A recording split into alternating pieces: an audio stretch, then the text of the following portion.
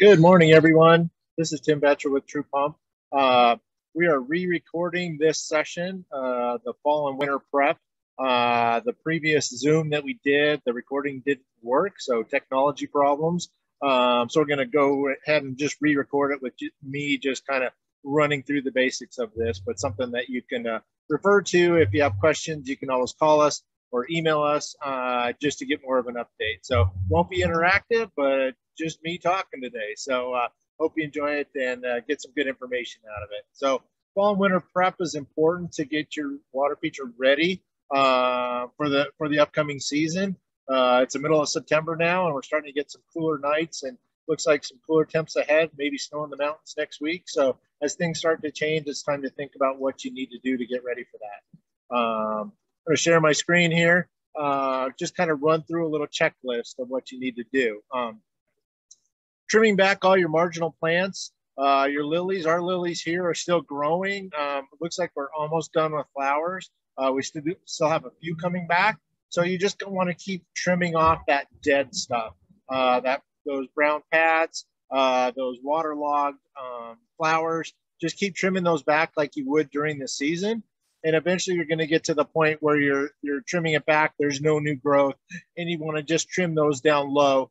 So there's no brown stalks, things that are going to go to the bottom of the pond and kind of over the winter. So get rid of all of that on your lilies. If you would have tropical plants, cannas, tropical lilies, those kind of things, you would want to remove those before the first freeze. Bring those in and try and treat them as a house plant maybe, although some people just, repurchase those every year. Your marginal plants, with your grasses and stuff, you want to wait. And again, you want to wait with those really till after, our first hard freeze, kind of when you see things that they're kind of browned up and there's no green left on them. And then on those marginals, other than the grasses, you want to trim everything back above water level so that the roots can still get oxygen and don't get waterlogged. But you want to trim those back. The grasses you want to leave till springtime and trim those like you would your decorative grasses in your landscape. So again, trim back all those plants. The lilies, we're just trying to get rid of all that excess. We don't want a bunch of stuff falling in the pond over the winter to get taken care of. If you do have leaves and debris in the bottom of the pond, good time to get those out so you go into winter when you may not be able to get to the pond or you don't want to go out there and work when it's cold. So getting any excess that may be down at the bottom out of there. And also just a good cleaning for your skimmer. Not a bad time to do that.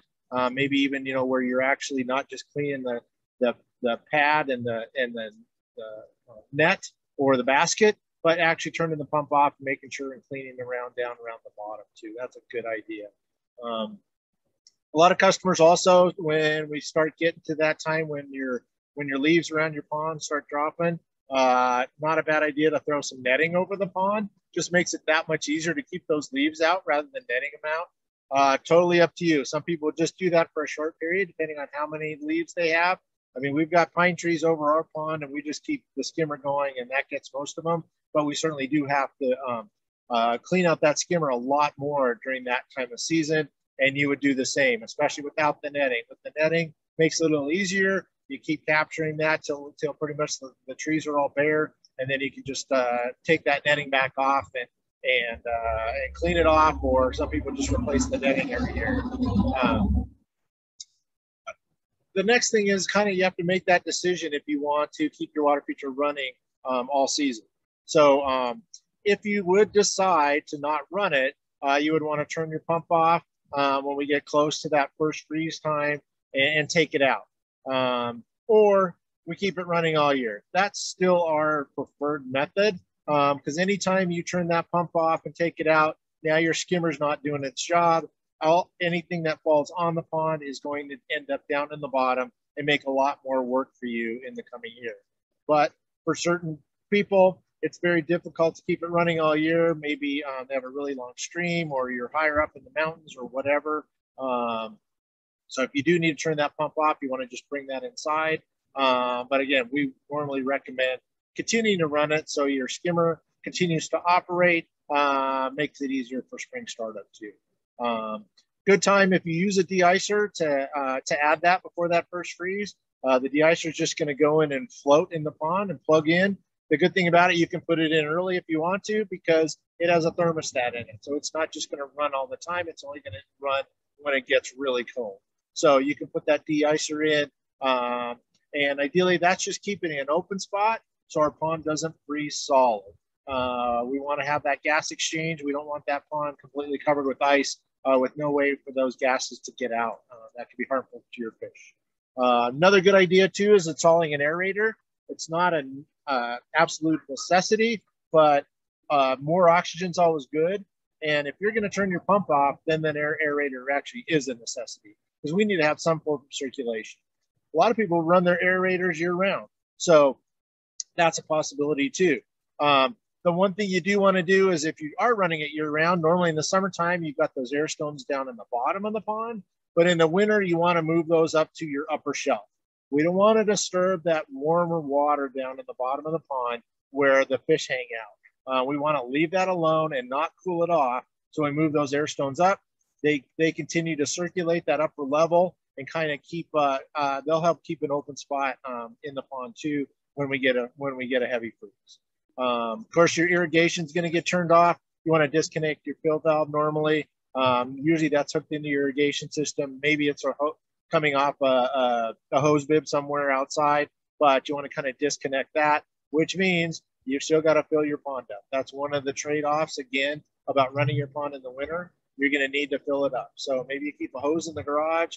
You know, in Colorado, we get plenty of 50-degree days during the winter. Great time to pull that hose out, top the pond up if you need to. But you do still have some evaporation, and some of that water in your pond is going to go into those ice formations. So you still need to add water even in the wintertime. A key one is you want to turn off the ion gen. Ion gen with fish in the winter doesn't work. Again, we want to turn off that ion gen when we don't have any algae to absorb the copper. Copper is not good for fish. When we have algae to absorb the copper, we're perfectly fine during the summer months. But, you know, a lot of times in the winter, there's no string algae there, nothing to absorb that copper. The only thing that can absorb it, your fish are going to absorb it, and that can be deadly or harmful to them. So you want to turn off that ion gen. Probably not a bad idea just to grab the control panel and the probe and bring that inside. You can check it again if you need a new one for next year. If you're using the dosing system, you need to winterize that. Again, I think it's best just to bring the whole thing inside. Obviously, the bag's going to freeze, so it's not going to operate in the winter. And not a bad idea to bring it inside just to protect that control panel, that it's not out in the elements all winter. So want to bring that dosing system in. Probably better to bring the ion gen in and not run those in the winter. If you would have a UV unit or a pressure filter, those are also not designed to run in the winter in the freezing temperatures. So really you need to bypass those, or however you do that, but you need the pressure filter needs to be drained. Otherwise that canister can rupture if it freezes. So we're going to take those UVs and pressure filters out. That's why a lot of people will not run their system in the winter. They'll just go to the aerator and de-icer method of circulation and keeping that water moving. As far as water treatments go, cold water bacteria, we're going to switch over to that when the water temperature is less than 50 degrees. And that's consistently less than 50, not just one day, but kind of consistently less than 50. You want to switch over to cold water, and then continue adding that until the water temperature reaches about 40 degrees consistently. And then you can stop with your bacteria until the springtime. Those bugs just don't grow when the water temperature gets too cold. One kind of new, cool, unique thing this year is, ideally you want to know what these temperatures are. So you've got a thermometer in your pond to check it and know where you're at. And so you can keep track of that for water treatment and feeding your fish. We've got a little simple, $10 thermometer that you can throw in, or now there's the smart thermometer, which we do have those in stock now. Really cool item. You throw it in, all you have to do is look on your phone. You can check your temperature of your pond anytime you want to, just by looking at your phone. So the smart thermometer is a great way to go if you're trying to decide, again, on those water treatments, do I need to keep adding my beneficial bacteria and on the fish food too. The other thing too, a lot of people ask about algicide in the winter, and honestly, not a bad idea to throw it in now and then. It's not as effective, but it still seems to work. We get plenty of sunlight here in Colorado, plenty of warm days. So it's a possibility sometimes you will have some string algae growing in the winter. So possibly doing it every 2 or 3 weeks or once a month during the winter will still kind of help that startup and maybe make it a little easier in the springtime. So again, cold water bacteria till we hit 40. Algicide, you can still do it year round. And then we'll start that back up in the springtime. You also want to switch over to cold water fish food when temperature is below 60 degrees. So that's another kind of checkpoint. We're starting to get some 50-degree nights, so probably starting to get a little closer to that. And then really, really key is to stop feeding the fish completely when the water temp is less than 50 degrees. And once it hits below that and stays below that, you're just going to put that food away somewhere where it's not going to freeze and just save it till springtime. I know we're going to get 50-degree days. Your water temperature is going to get close, but then it's going to go back down at night, and you're going to do more harm than good by feeding your fish in the winter. There's always that chance that, I mean, if you feed them, they're cold-blooded.